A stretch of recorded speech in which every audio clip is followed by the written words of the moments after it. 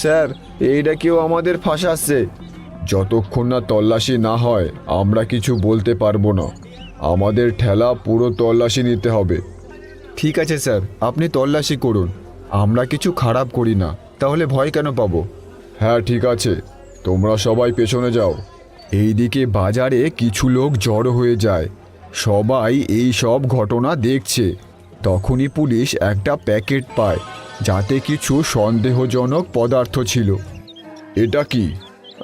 আমরা জানি না স্যার, এইটা এখানে কি করে আসলো? ও, এবার বুঝতে পারলাম, এই জন্যই চিকেন পরোটার এত চল। দেখো দেখো গ্রামবাসী, এই দেখো। এইসব দেখে বিজয়ের খুব রাগ হয়। সে লালুর দিকে আঙুল দিয়ে বলে, তুমি খুব লোভী লোক। এগুলো সব তোমার চাল, কেননা তোমার হোটেল তো চলছে না। আরে চোরের জোর গলা, নিজেরা খাবারে ওষুধ মেশাচ্ছিস আর দোষ আমায় দিচ্ছিস। তাদের মধ্যে প্রধান দাঁড়িয়েছিল। সে বলে, হ্যাঁ ভাই, তাই ভাবি।